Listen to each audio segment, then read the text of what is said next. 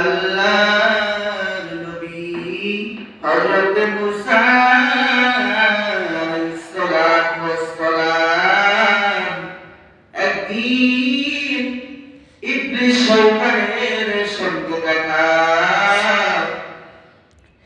আল্লাহ নবী হযরত মুসা আলাইহিস সালাতু ওয়াস সালামের কাছে ইবলিস শয়তান বলে,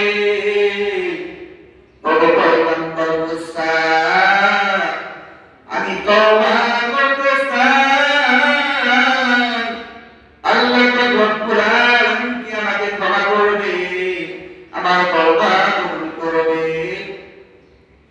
আল্লাহ নবী হযরত মুসা আলাইহিস সালাতু ওয়াস সালাম বলেন, তুমি যদি তওবা করো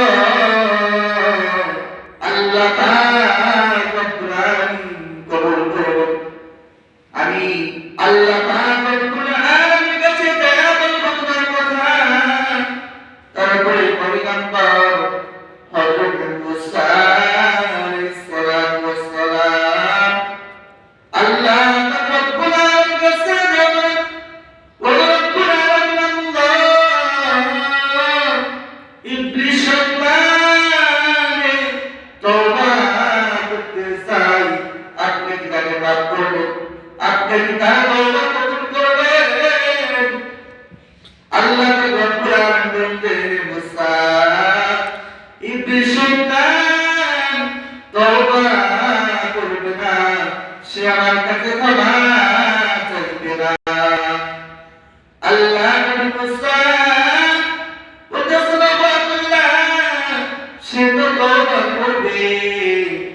আল্লাহ রব্বুল আলামিন বলেন যে যদি তওবা করে, একটা কারণ আছে, একটা শর্ত আছে। এখন তো হযরত আদম আলাইহিস সালাতু ওয়াস সালাম জমিনের ভিতরে নাই, অন্ধকার কবরে শুয়ে আছে। যদি ইবলিস শয়তান যদি ওই আদমের কবরের সামনে যে একটা সাজদা দেয়,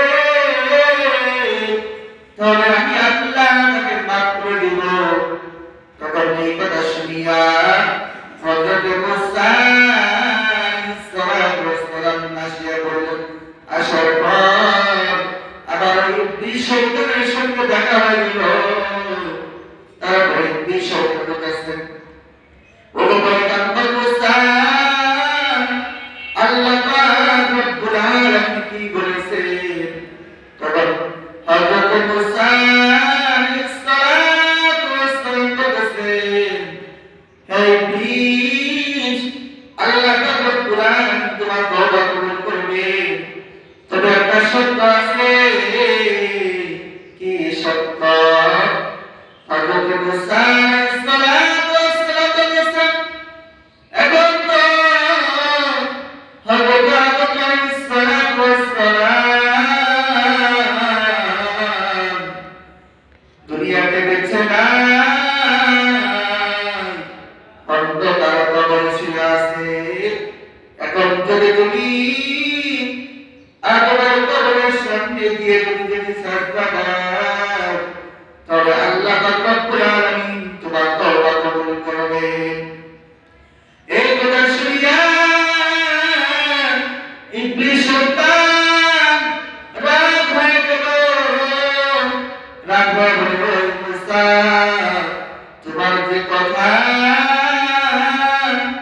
আমি আদমকে জীবিত করার চেষ্টা করি নাই, আজকে আমি মারা মানুষের কবরে চেষ্টা করতে